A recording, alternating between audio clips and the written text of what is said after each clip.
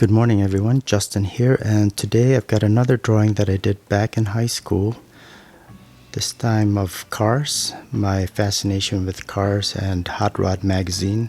And one day I thought I would try to draw these cars just because I just love how the reflections show up on these. I think these were black vehicles, and it's really fun to do just because one thing you're trying to do is just really capture what you're actually seeing, what the reflections are, as opposed to what you think that you're seeing. So when you're looking at this, you want to really pay attention to what the tones are, the values, and the shape that they form on the car.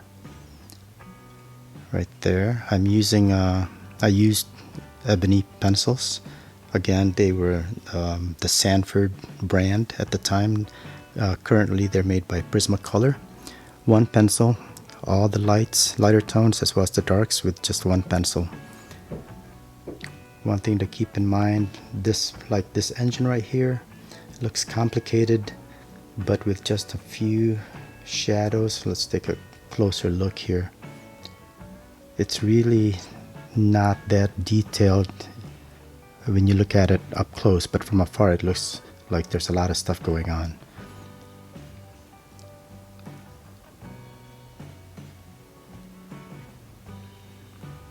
This was all done freehand, so it took me a little time to get the proportions right, and I did that before I went ahead and started rendering all the values. Something that you want to take your time with. So each of these cars probably took me about an hour and a half. So I spent three classes, which we met once a week, in order to finish this drawing. Now, one thing also to let you know is that I actually did this on tracing paper, which I learned from one of my classmates who was actually going to art school. And what he did was he took tracing paper, and you can see the edges here, how it's wrinkling now, and we just tape it onto some type of thicker paper. And the surface was, I think, is what he really liked about it, and I actually ended up liking it as well. The only issue is that, there's a lot of glare depending on the direction that you're looking at the drawing, and I have to kind of change the camera angle for you to really see the details of the drawing here. So I was pretty happy with this. Oh, one thing to keep in mind when drawing a car or an object is keep it grounded. Add the shadows underneath, and that'll just help to keep it like it's not floating, unless you're drawing, say, a plane or something like that. Okay, you can see that again. Take a closer look. I added some